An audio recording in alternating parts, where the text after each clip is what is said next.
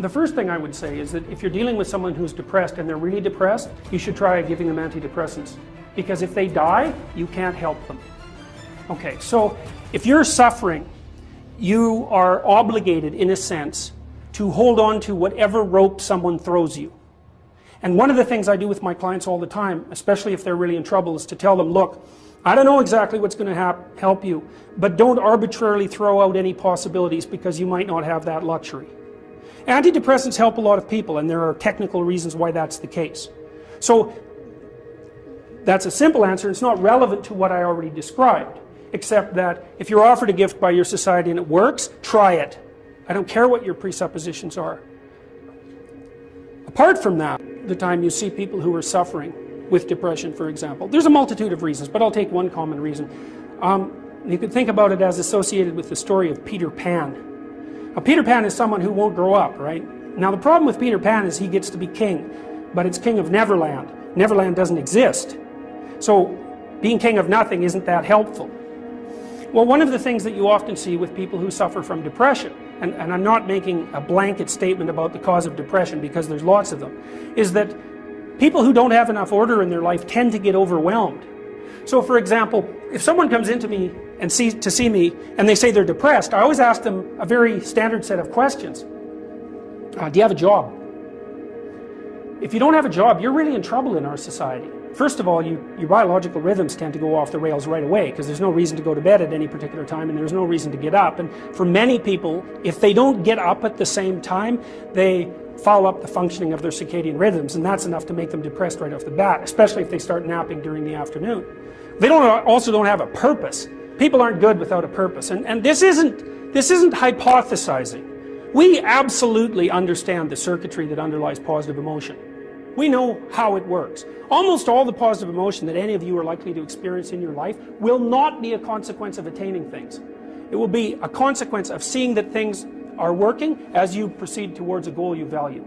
That's completely different, and you need to know this because people are often stunned. For example, they finish their PhD thesis and their presupposition is that they're going to be elated for a month, and often instead they're actually depressed, and they think, what the hell, I've been working on this for 7 years and I handed it in, and what do I do now? And that's what depresses them, right? It's the what do I do now? Well, they're fine if they enjoyed it, pursuing the thing. As long as it was working out, they get a lot of enthusiasm and excitement out of that because that's how our nervous systems work. Most of your positive emotion is goal pursuit emotion. If you take drugs like cocaine or amphetamine, the reason they're enjoyable is because they turn on the systems that help you pursue goals. That's why people like them. So if you don't have a job, you got no structure, that's not good. Plus, you tend not to have a point. So you're overwhelmed by chaotic lack of structure and you don't have any positive emotion. Well, do you have any friends?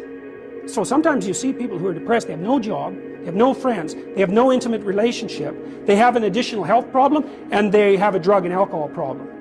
My experience has been if you have 3 of those problems, it's almost impossible to help you. You're so deeply mired in chaos that you can't get out because you make progress on one front and one of the other problems pulls you down. So one of the things I tell people who are depressed is like, don't sacrifice your stability. Get a job, even if it's not the job you exactly want. Get a damn job, you need a job. Find some friends. Get out in the dating circuit.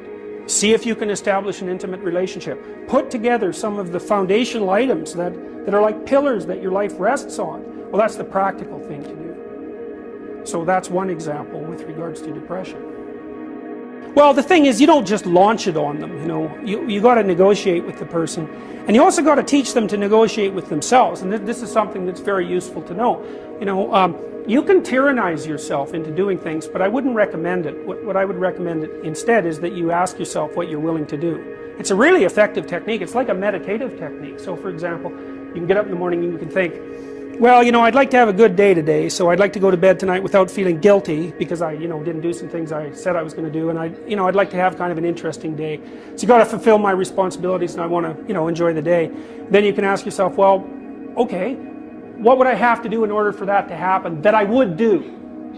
And the probability, if you practice this for 3 or 4 days, is your brain will just tell you. It'll say, well, there's that piece of homework that you haven't done for like 3 weeks. You should knock that sucker off because it would only take you 10 minutes and you've been avoiding it and torturing yourself to death for, like 72 hours straight. And if you do that, here's a little interesting thing you can do. And, maybe this is a little obligation you should clean up. And, So what you do in a situation like that is you teach the person to negotiate with themselves.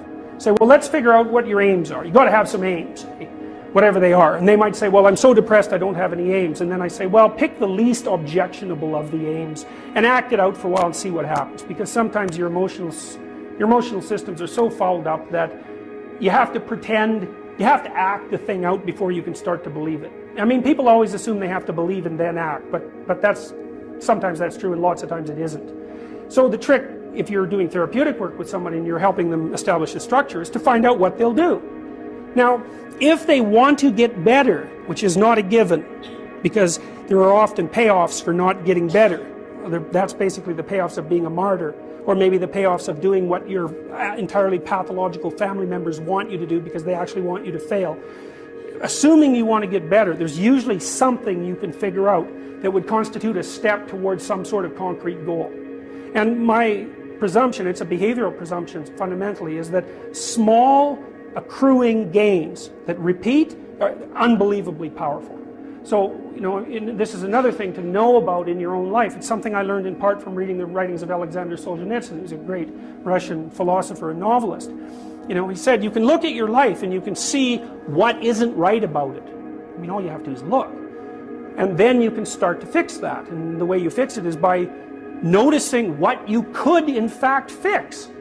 You know, people are often trying to fix things they can't fix, which I would not recommend, because if you try to fix something you can't fix, you'll just ruin it. Like, you can find all sorts of undergraduates who are perfectly willing to restructure the, the international economic system, who cannot keep their room clean.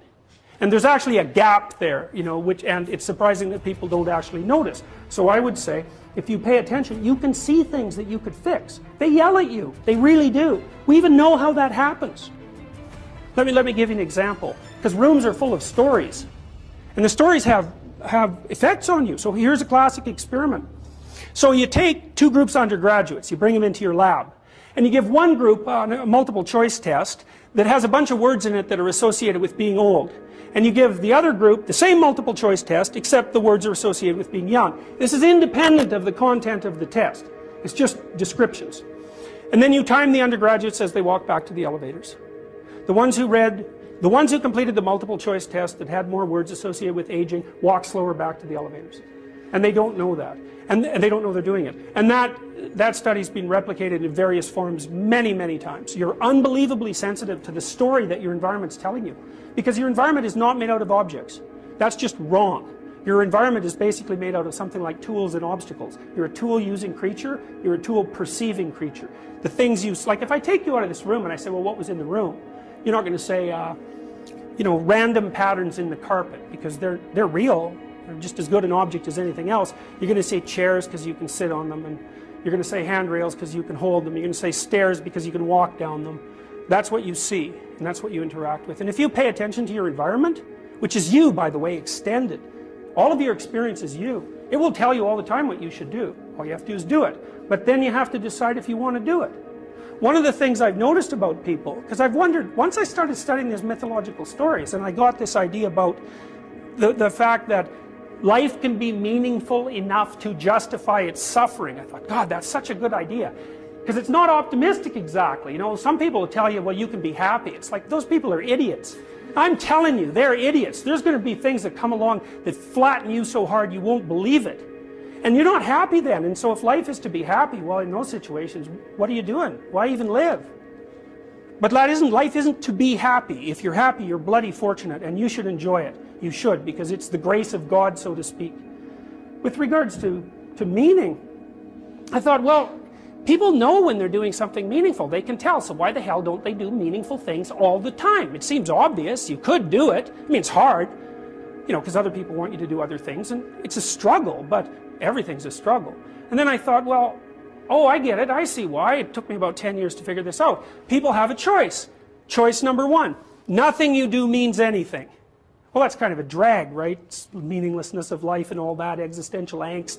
You know, that's kind of a pain. But the upside of nothing that you do is meaningful is you don't have to do anything. You've got no responsibility. Now, you have to suffer because things are meaningless, but that's a small price to pay for being able to be completely useless. The alternative is everything you do matters. Really. If you make a mistake, it's a real mistake. If you betray someone, you tilt the world a little more sharply towards evil rather than good. It matters what you do. Well, if you buy that, then you can have a meaningful life. But there's no mucking around. It means responsibility. It means that the decisions you make are important. It means that when you do something wrong, it's wrong. Well, do you want that?